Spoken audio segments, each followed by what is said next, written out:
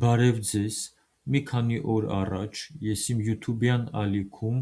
հարցում էի տեղադրել: Որոշեցի հարցման վերաբերյալ տեսանյութ նկարահանել, քանի որ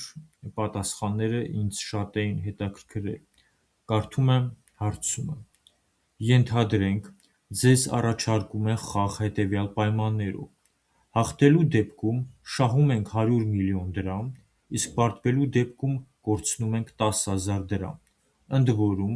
հաղթելու հավանականությունը 0,005% է, իսկ պարտվելու հավանականությունը 99,995%: Մաթեմատիկորեն ձեռնտո՞ւ է արդյոք այդ խաղը խաղալը: Հարցման ժամանակ առաջարկվում էր 3 տարբերակ: Առաջին տարբերակը այն էր, որ այո, ձեռնտու է խաղալ այս խաղը, քանի որ ռիսկը հիմնավորված էր: Երկրորդ տարբերակը այն էր, որ ոչ, ձեռնտու չէ խաղալ այս խաղը, քանի որ հաղթելու հավանականությունը շատ փոքր է: Եվ երրորդ տարբերակը այն էր, որ դժվարանում եմ պատասխանել: Այսինքն, եթե մարդը չի կողմնորոշվում, չի կարողանում հաշվարկել կամ չգիտի ձեռնտու է խաղալ թե ոչ, պետք է պատասխաներ երրորդ տարբերակը: Դժվարանում է պատասխանել: Հարցման մասնակիցների մեծամասնությունը գտել էր, որ մաթեմատիկորեն խաղը ձեռնտու է, քանի որ ռիսկը հիմնավորված է: Հիմա եկենք պարզենք, այդպես է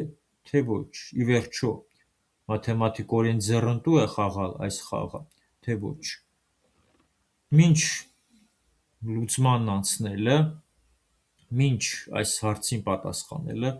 խորհուրդ եմ տալիս բաժանորդագրվել իմ յութուբյան ալիքին, քանի որ նման հետաքրքիր տեսանյութերի տեղադրումը ալիքում շարունակական է լինելու: Եվ այսպես պատասխանեմ այս հարցին: Նախ հաշվարկենք, թե ինչքան է հաղթելու շանսը: Ինչ է նշանակում հաղթելու շանս: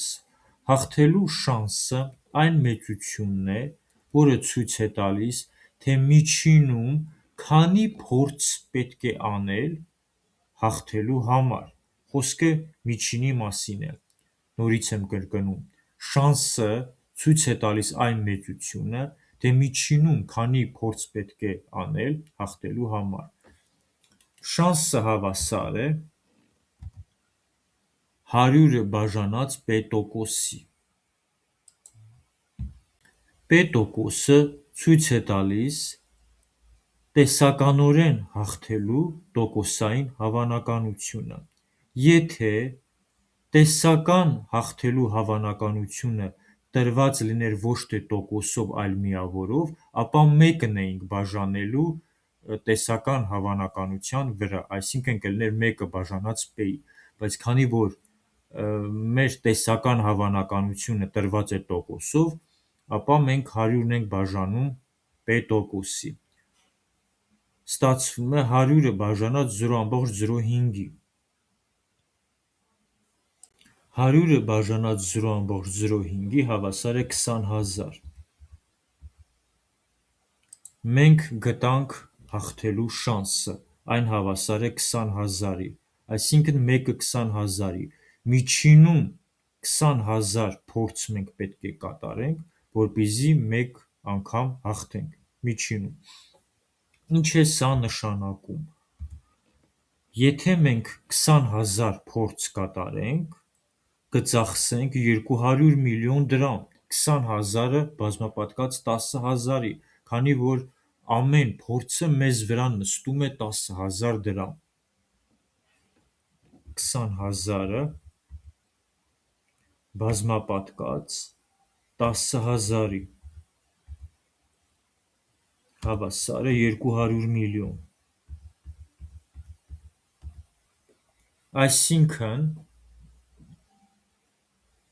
մենք 200 միլիոն արդյունքում կծախսենք 100 միլիոն դրամ շահելու համար: Եվ վերջնարդյունքում կստացվի, որ մենք կորցրեցինք 100 միլիոն դրամ: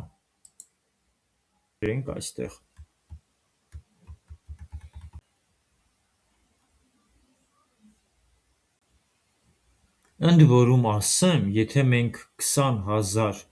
փորձ ենք կատարում, դա դեռ չի նշանակում, որ 100% հավանականությամբ առնվազն մեկ անգամ մենք շահելու ենք։ Կարող է այնպես լինել, որ 20,000-ից և ոչ մեկում էլ չշահենք, բայց մոտորապես 20,000 փորձի դեպքում 65-ից 68% հավանականությամբ ըստ բինոմալ բաշխման, ես հիմա բանաձևով հստակ հաշվարկ չեմ անում, բայց մոտորապես գիտեմ 65-ից 68% հավանականությամբ առնվազն մեկ անգամ մենք կշահենք։ Ի վերջո, այսպիսով մենք տեսանք, համոզվեցինք, որ ձեռնտու չէ այս խաղը խաղալը։ Կոպիտ ասած, սա թալան է, և նման խաղեր չպետք է խաղալ։ Այսքանը, եթե կարծիք ունեք, կարող եք գրել մեկնաբանության դաշտում, ես կարձագանքեմ։ Այսօր այսքանը, ցտեսություն, կհանդիպենք։